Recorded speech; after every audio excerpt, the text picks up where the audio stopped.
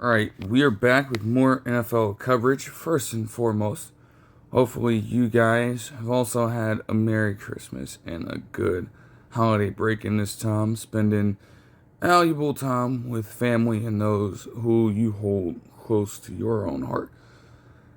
We, in this one, are going to cover a wide range of different developments between a few injuries and also some potential long-term shifts in terms of location for a couple of franchises here, depending on how things go. To start things out with the Bears, was mentioned by multiple articles and reported by Adam Schefter as well that they were considering a move to Northwest Indiana, specifically Gary, in terms of relocation, due to the fact that they still don't have a long-term solution planned out for any sort of new venue in the coming years. Of course, an option could be to stay at Soldier Field for them, but they have been exploring options over the past couple years. Arlington Heights has been a place in the Illinois area that has been brought up so much during this time. And then they've also mentioned, as this article states here, that the Chicago lakefront is a different area. It keeps on switching back and forth between where exactly their mind is at. And then also going back to Soldier Field as one. No one has been able to make up their mind. So, at this point, everything is up in the air for it. As was mentioned, I think, earlier in the year, according to this report, as this article states, these Bears are seeking $855 million in public funding for the Arlington Heights Stadium. And I think that's been something that's been heavily debated over the past few years. But, I mean, hey, when you get down to the brass tacks, that's a lot of money that will go from, specific taxes and things like that people have to take out of their pockets. That is asking for a ton. And to this point, they just simply haven't bitten the bullet yet. I don't know. It would be very unprecedented to see this Chicago team just up and leave their home, literally since the beginning of their time in the NFL for the most part. Now, guys, this is constantly stated through every single update about this. They played consistently in Chicago from 1921 up until right now. So you're asking for a potential major shift here to a truly loyal fan base. No matter how crazy it's gotten in Chicago, no matter the era of football in which they were at, they've consistently come out in support for that long. You gotta have some kind of respect for the home fans, man. And that's essentially what the Illinois governor is stating. I think they've mentioned that he's a long-time hardcore Bears fan. And he, of all people, would not want to see them leave. I think one of these articles stated essentially that he said it would be a slap in the face to those who've supported the team if you even entertain the idea of moving to a completely different state. And to his credit, I can kind of understand why. Yeah, in terms of Northwest Indiana, in terms of proximity, it might not be too far, but at the same time, man, that is truly a part of the atmosphere in Chicago that has been ingrained in that city's element for such a long time. And to just completely rip that away due to all this stuff would just completely undo all that progress. And yeah, as they mentioned here, it goes all the way back originally to September 2022, as I might have touched on it then, but essentially the Bears had this $5 billion plan for said Arlington Heights Stadium. And after the new president in Kevin Warren for the Bears was hired, the plan started right then and right there. But again, over the years, there's been a bit of a conflict between him and his pursuits and between Pritzker and others in the government for the city and the state and what they are trying to envision about their specific location. So there's a lot of different things going on about this. And as we said, they wouldn't be the only team, at least contemplating, thinking about potentially moving their location in the coming years. But as far as some other developments before then, Anthony Richardson Sr. would have his 21-day practice window opened up after dealing with this freak accident-style eye injury for such a long time. But I think other reports per NFL insiders have stated essentially that the Colts and Shane Steichen still don't really expect him to take the field this season. Like, it's so late in the year, again, and you've kind of established something with Phillip Rivers to this point, holding it down. I don't really see a world in which he'd be able to get back out on the field. Also, he's just simply not a 100% yet. And again, dealing with that specific kind of injury in the orbital area, man, yeah, you don't want to be somewhat hindered there. You're going to need all of your vision at all times. Like, all the blurriness and things like that, that's just not something you want to take a risk for. So, if he's got to sit out the rest of the season, at that point, it really is what it is. There's just not enough time for him to get the reps that he'd be looking for.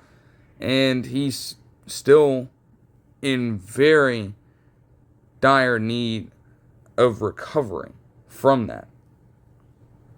So, I would totally understand that.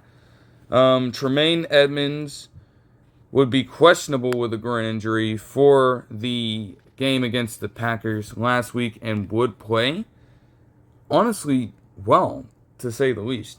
Odunze, though, would miss said game, but given how it went, they didn't really end up needing him all that much.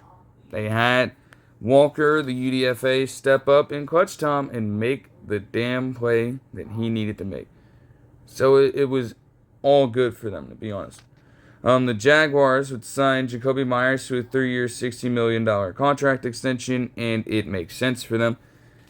Legitimately, a guy who you may not always expect to be a number one guy, and probably works better as a number two guy, but man, the numbers will tell you just how reliable this dude truly is, and he's kept it going consistently since he's been a Jaguar.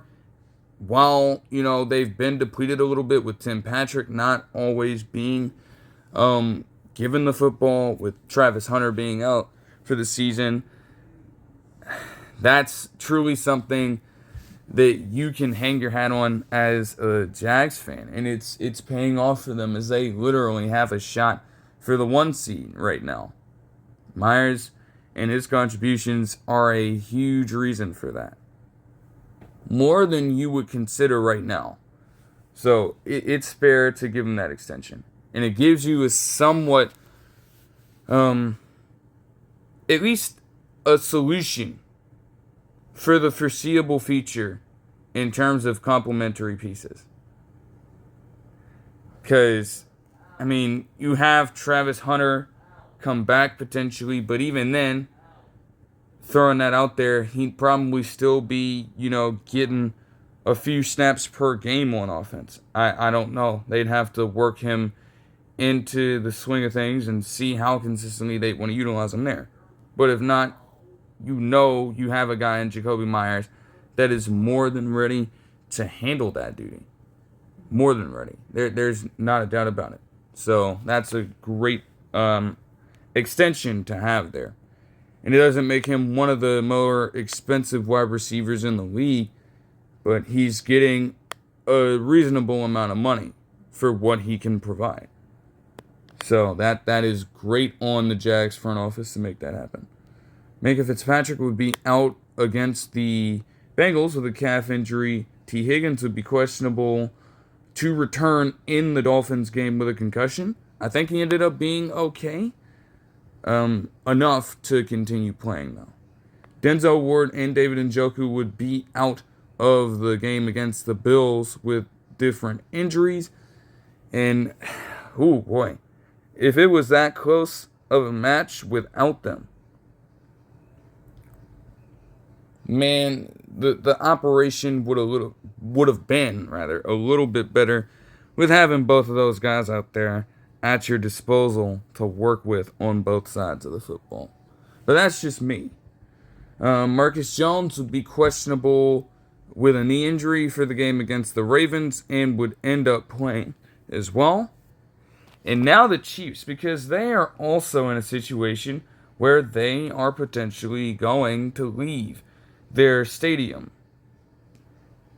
As has been reported by multiple sources throughout this period of time, essentially, they were on the path to look for a new stadium in Kansas.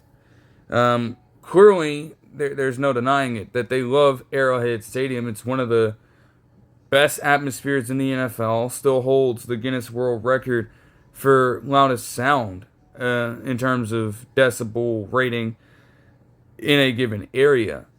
And that's for good fucking reason. Like, you originally, if you go all the way back, the Chiefs were technically in the,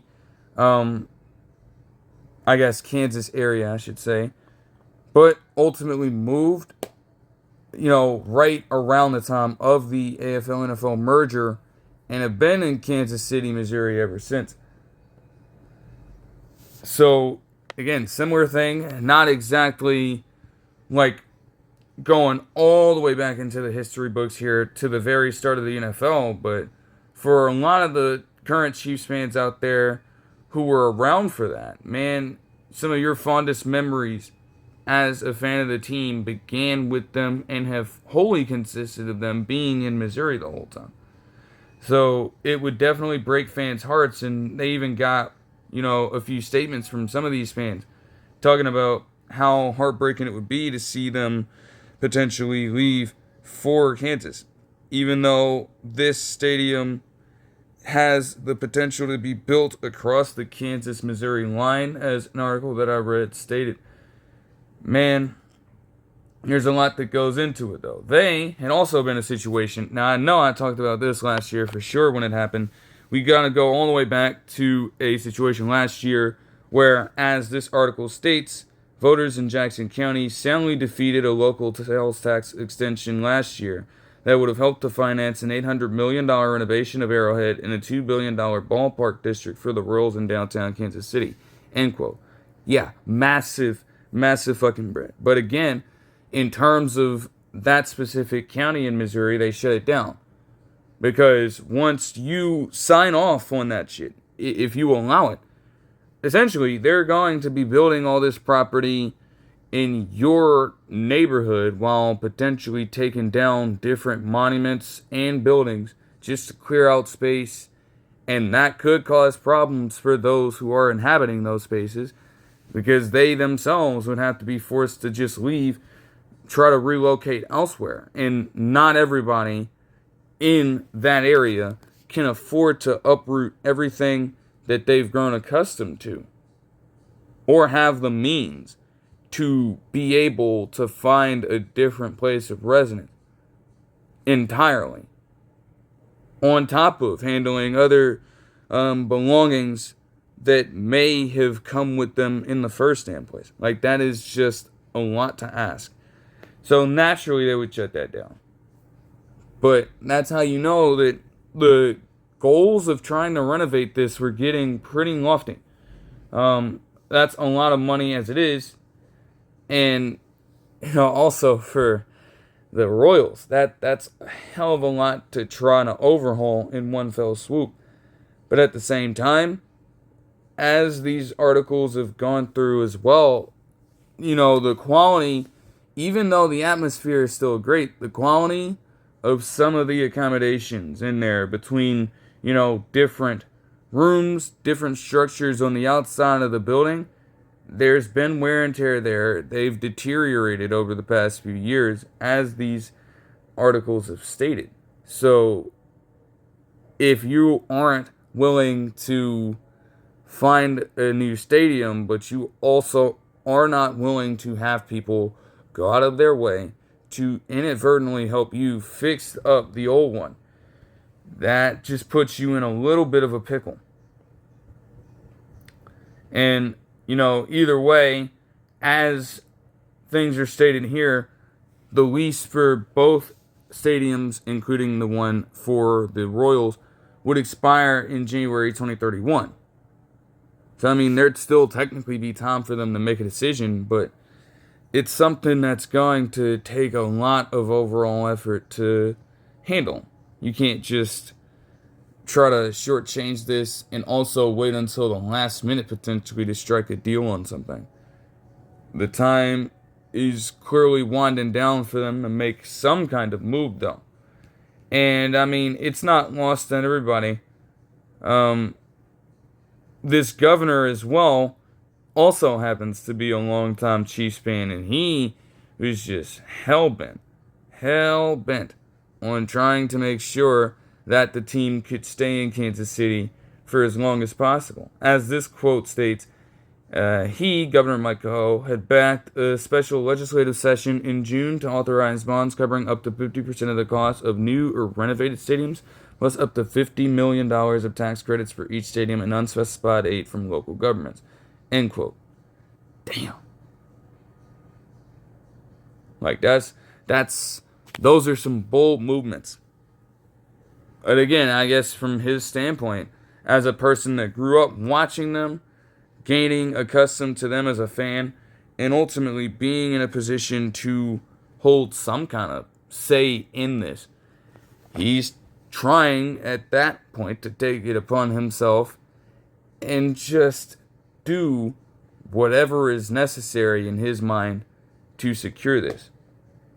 Because to have it leave completely, have the state lose such a great team, and also with that, a lot of potential revenue. They couldn't have that kind of a major loss. But it also falls, within, I guess, the desires of the Hunt family as well. They mention how, Clark Hunt is thinking about his late father in this entire thing, and how essentially there are two things going on. Hunt always wanted to have the team in this space. That's why it was moved to Kansas City in the first place. And even he said it himself. It's like he doesn't necessarily want it to come to this. He would prefer to have Arrowhead Stadium renovated. But if it's not going to happen, if you're bullish about it, well, now we have to start thinking about other things entirely. Because above all else as well, another dream of Lamar Hunt, his late father, as it says right here, and on the other article that I read, is essentially that he wanted to host a Super Bowl. And maybe with a potentially different venue in good shape, they could have a massive leg up in terms of being able to secure the bid for hosting a Super Bowl in the future, maybe the near future. So there were a lot of different things to think about. And ultimately, this context of the situation would take place last Thursday. Pretty damn wild to hear that, considering everything that has gone on with the team themselves. But man, still, we'd have to wait until Monday, and man, there would be quite the update here, because as this article from NFL.com on Monday states, quote, the Kansas City Chiefs announced they will leave their longtime home at Arrowhead Stadium for a new dome stadium that will be built across the Kansas-Missouri state line and be ready for the start of the 2031 season. And the announcement came shortly after a council of Kansas lawmakers voted unanimously inside a packed room at the state capitol to allow for star bonds to be issued to cover up 70% of the cost of the stadium and accompanying mixed-use district. The bonds will be paid off with state sales and liquor tax revenues generated in a defined area around it. End quote. So all of those other things, the bonds are essentially auxiliary in nature to kind of ease the process because, again, this is going to cost a ton. A fucking ton. Between constructing it and hiring the contractors you would need to get the job done, on top of a number of different amenities, a number of other things that you are trying to build alongside this, if it's going to be an entire complex. Like, it's going to cost a lot. But the main thing is the main thing. At that point in 2031 rather, you are more than likely going to see the Kansas City Chiefs retain their team name, first of all, but be in Kansas, obviously. And again, if it's across the line, it's probably not that far apart. But, man, I mean, at least in the sense of everything in the States, that could have a grave economic impact on what's going on in Missouri and would very much help Kansas. I think multiple people representing Kansas said as much. Like, this is a huge, huge moment in time for them. Truly historic one for them, as Kansas's governor, Laura Kelly, said on this article here. Like, it's like, damn. Can you imagine? Because Kansas, their main attraction has been basketball for the most part. There's not really much that goes on around there. And you can only imagine just how much between not necessarily tourism, but especially when it comes to, football season and having players, teams, and, other fans, other, I guess just people in general who might want to get some form of entertainment going, having them stop in Kansas and watch this team play and spend their time, potentially their money there, man, that could do wonders for Kansas overall. So, to view that as historic is probably fair, probably accurate. It definitely breaks Governor Mike Ho's heart, being a longtime Chiefs fan. But at the end of the day, he also essentially said, like, it is business. They're at that point, what can you truly do? And also, a decent point to make, I suppose, as this article says later on, Hunt himself, Clark Hunt, literally said, hey, if you're traveling outside of the States, you got Chiefs apparel on and things like that, or you talk about you being from potentially Kansas or Missouri, one, you don't even need to tell them that you are from a specific side of the state line. If you tell them that you are simply from Kansas City, I mean, as this quote literally states, there's a pretty good chance their response might have something to do with the Chiefs. And that's kind of the beauty of it. They have worked themselves into truly dynastic territory and one of the faces in the NFL in terms of different franchises. So they're instantly recognizable, if you got the proper stuff on. And I mean, that is fair. Some of these people, from other countries might have never experienced life in the U.S. just yet. So, I mean, they're not going to be able to differentiate the Kansas City in Missouri or the Kansas City in Kansas. A lot of that will do with symbolism. And ironically enough, your first thought might jump to the football team, regardless of what side on the state line that you're on. So he's definitely right in that. It's just crazy. In terms of the placement of the stadium, it is near the Kansas Speedway in a retail and entertainment district known as the Legends. They also have MLS play there in what is known as Children's Mercy Park in that same area for the MLS club Sporting Kansas City FC. That's definitely a lot, man. I did not expect it, to be honest. But I mean, hey, man.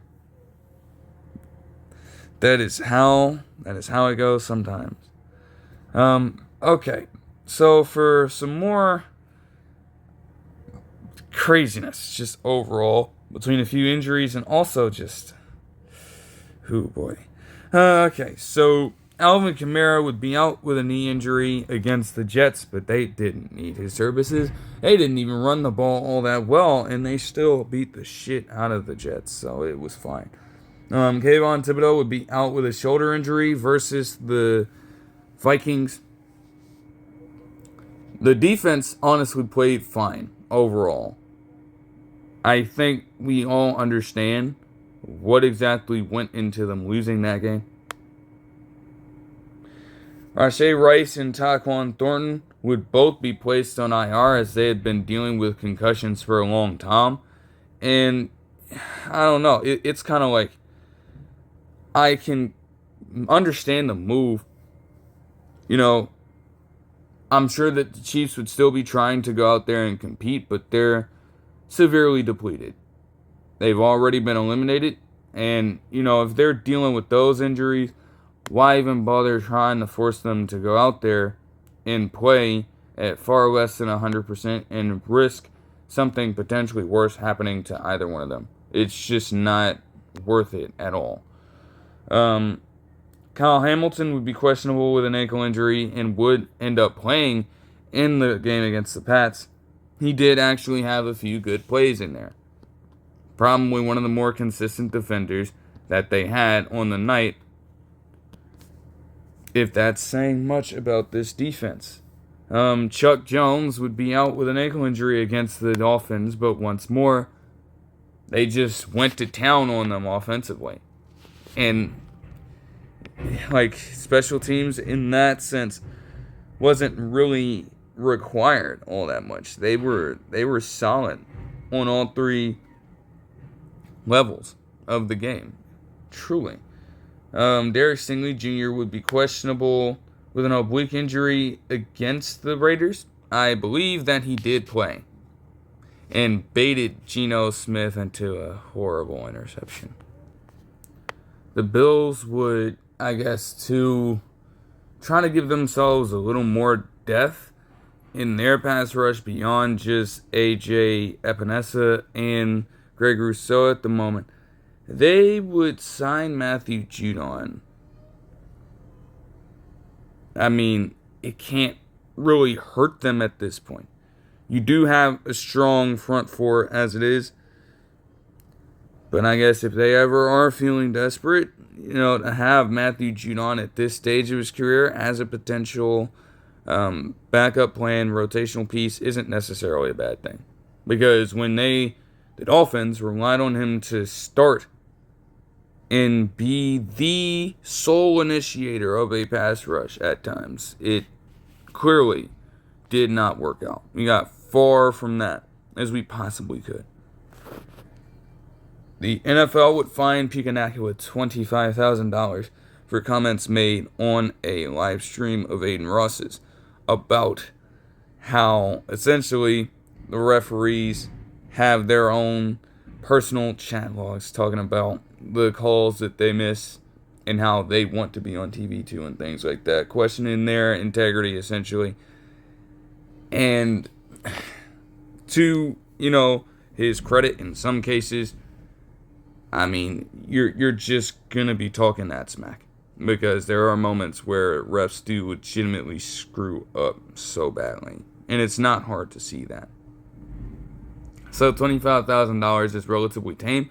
I will say for Nacua, he didn't help himself out by literally talking, you know, after the game, tweeting about how the refs bungled the call on the 2-point conversion, which again, looking at the replay, it was a backwards pass recovered by Charbonnet in the end zone. And he swiftly deleted that just a few minutes afterwards. So it's like, let's just say that they are not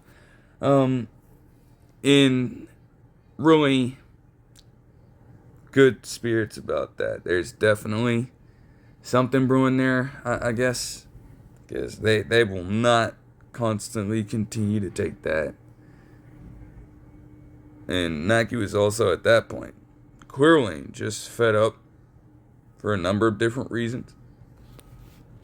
We are talking about it in the confines of the game against the Seahawks, though. We could say that's pretty much salt at that point. But you know what? It is what it is. The Cowboys would place DaRon Bland on IR, unfortunately, meaning that they'd be without him for the rest of the season. You know, there's a 4-game window. There are only a few games left in the year. There wouldn't be enough time to really reactivate him and get him back. Especially with the fact that the Cowboys ain't contending for the fucking playoffs, which is typical for them. So it's best to just let him take the time that he needs to fully recover and get back into the spirit of actually playing the game before coming out on the field potentially next year. The whole team just has to get back to the drawing board at this point. So, hey. The Rams would also fire their special teams coordinator in Chase Blackburn to add even more salt in there. But seriously, you can't have all those things on special teams, especially with your offense playing that well. You cannot give up all those things in that specific time. Like, it wasn't just the fact that these things happen, but you essentially had the game put away, and you give up a special teams touchdown. You give up 3 different 2-point conversions. You give up, or miss rather, an opportunity to go win the game at near the end of regulation with Mavis missing the damn field goal, something that rarely happens. You know, like, if those are one-off instances, fine. But to have all that happen in the fourth quarter of a ball game is absolutely fucking wild. And clearly we missed something at that point. If you can have all that happen and still retain your job. So it's unfortunate for Blackburn. He could find spots elsewhere, but man, the Rams simply do not need to deal with something like that right now. Especially, again, my goodness. Okay.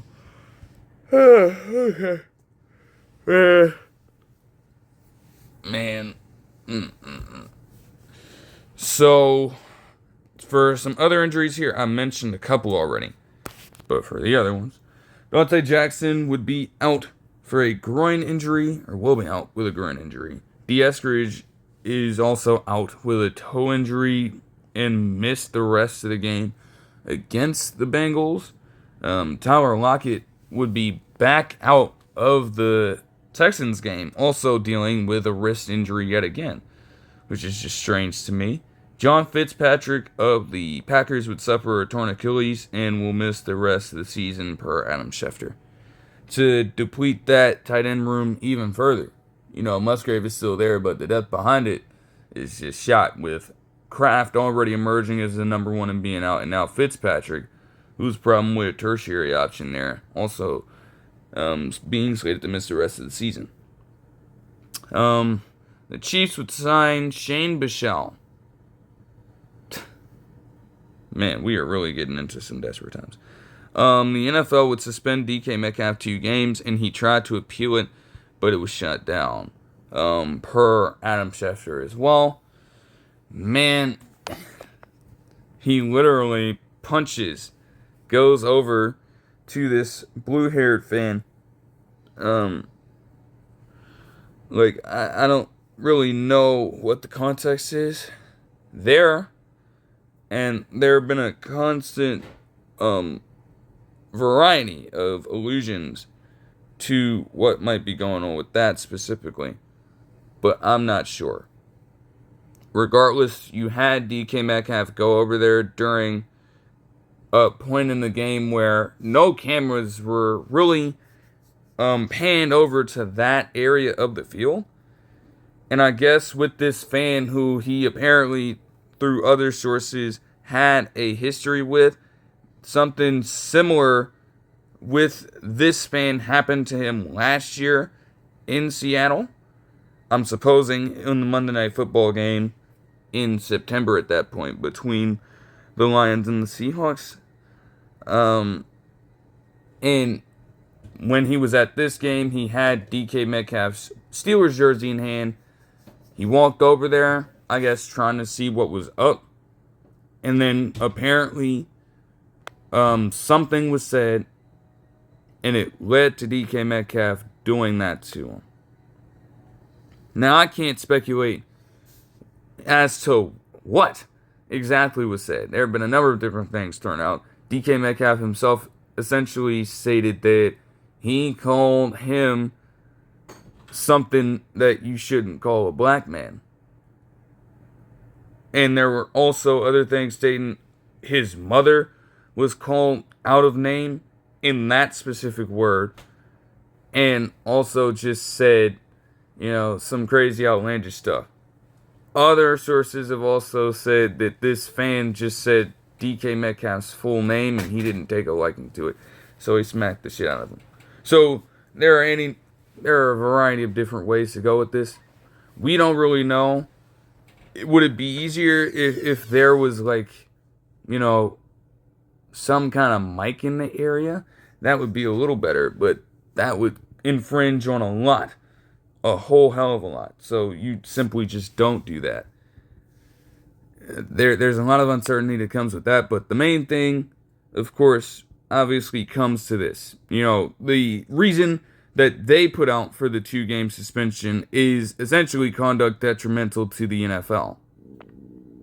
Now, I watched the video on this, but even in the moment as it happened, I was thinking to myself, I understand if something was said, okay, I get it, but you do not want to have a repeat of the Malice at the Palace situation in the NBA. We understand at this point all the craziness that led to, between multiple players being suspended for the rest of the NBA season, between them facing some hefty fucking fines and potential charges on the outside.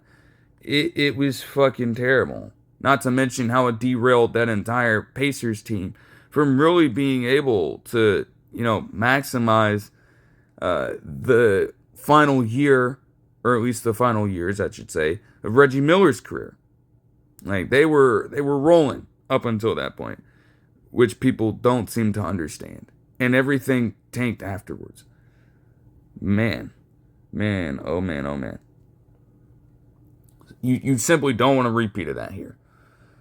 Like, yes, fans are going to do what they do, and sometimes the speech that they resort to is very much uncalled for, is very much problematic. But at that time, they are not directly, physically, I should say, harming you in any way. You can't just go out of your way, walk all the way over with a good amount of distance to this fan and just decide to put your hands on them. You gotta be able to hold it down, understanding that there is far more going on right now that you have to worry about, and just move on. You don't, in that moment, give them a pass and allow the speech to slide simply by just moving forward and continuing to handle the job in front of you. It's not like you're letting them get off free, per se. You are just trying to protect your own best interest at that point. Like, if they would have instantly caught DK Metcalf doing this, he would have been thrown out of the game right then, right there. And that would have hurt them in that moment. DK Metcalf wasn't doing a lot, per se, and he didn't need to. But that could have been a momentum killer right then and there. And you risk so much by just trying to go out of your way and enforce that. Truly. Now he's set to, if things go a certain way, miss both the Browns game and then this crucial matchup in the final week of the season against the Ravens. Now, they've gotten ahead a little bit, but we know how things in the NFL are. You can be down next week and up the next and vice versa. And the Ravens may very much be within that first realm, that first variant of said phrase there. If they can actually have the Browns lose that game, they've still got a fighting chance as long as they go out on Saturday and win. So you can't get too comfortable with that. Like, they're given how their season has went and how much is still on the line, you gotta have that over some form of direct and individualistic retribution doled out to this fan because of whatever he might have done or said in that moment. It's simply not worth it for yourself, and it's simply not worth it to the team to, down this late stretch of the season, lose one of their best assets, who had been turning it up a notch late when he's needed to, after having a little bit of a struggle period. Man, it's just like, seriously though, like in the moment I was just watching the game, I look away for 1 second and I see him just grabbing this fan and punching him. I'm like, damn, what the fuck happened? Like, jeez, bro. And then you have everybody else just running with this completely. Man, it's tough. And again, I don't know the full context of how Metcalf viewed this situation or what he specifically might have heard, but you can't have it. You can't have it, man. You can't have it. Like, yes, some fans are going to be just completely obnoxious, but you gotta be able to withstand that. You have to be able to overcome that. And again, it's far different from the situation to start off the year with the Bills fan just shoving DeAndre Hopkins and shoving Lamar Jackson. And yet they still thought, they entertained the idea for a second of trying to suspend him. But there's a vast difference between that situation and this. The fan started it in a physical manner. Like, yeah, your ass was salty that they scored at that point off the nasty catch from D-Hop. But look, that might have happened. You actively went out of your way to initiate conflict by shoving them both, and Lamar Jackson simply responded. Nothing wrong with that. On the other hand, you could have, at that point, this was a stop in action. The Lions were about to punt the football, and the Steelers were about to go back out on offense. All you had to do was ignore this man. And again, that's asking a lot. It's hard, especially if something was said, to restrain yourself in that situation. But you had all the opportunity to completely avoid this, and yet you still went out of your way, decided, you know what, I'm going to engage this person, and I'm going to actively violate your personal space. I'm going to grab the shit out of you, and I'm going to jack you up. That's exactly what happened there. If things were a little different, maybe this suspension would not be so harsh, but he did start it at the end of the day in the physical sense. Heckling and, again, potential just outrageous material, it won't help. It will provoke at the end of the day. But, bruh, again, you gotta have more control than that. It's simply, just to simply say that, you have to have more control. Denzel Perryman would also be suspended 2 games for the NFL for repeated violations of player safety rules. Had an illegal helmet-to-helmet hit, per se. that I think knocked out a Cowboys player. Was that? Hold on, because let me see. Look back at this real quick. Real quick. Yeah, a helmet-to-helmet hit. Like, it's like, damn. It is always Denzel Perryman, though. Yes, a helmet-to-helmet hit on Ryan Flanoy, who would proceed to be out with a concussion after the game, and obviously for quite a while he's still in protocol. But this man, Perryman, might legitimately be one of the dirtiest players left in the NFL. Like, I thought we already got done with this stuff. Because for a while, it was he and Kareem Jackson both contributing for the longest time to all these different violations of player safety rules. And now Perryman has just been the sole proprietor for such a long time. It makes no sense. Like, you are an established veteran in the game, and you have a very thorough understanding of the rules. If I'm not mistaken, I believe that Perryman, at a point in time, maybe he still is, was a part of the NFLPA. Ironically enough. And if that is the case, if I'm not tripping on that, you had that status in your career, and yet you are still actively going against everything laid out in the player safety guidelines, just to get cheap shots on different players. Like, that's fucking insane. And as they said, repeated violations. This is far from the first time he's done that shit, let alone this season. So something got to give at some point. You know, the Chargers are also trying to get themselves, you know, as solidified in the playoffs as possible. They already clinched a playoff berth.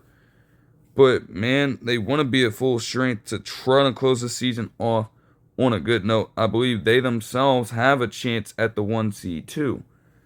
So, that's honestly, in terms of him being a solid tackler, that's going to be a tough out. And truly a missed portion of that defense. But at the same time, you are actively putting us just completely at a detriment when you consistently are violating these rules, man. Truly.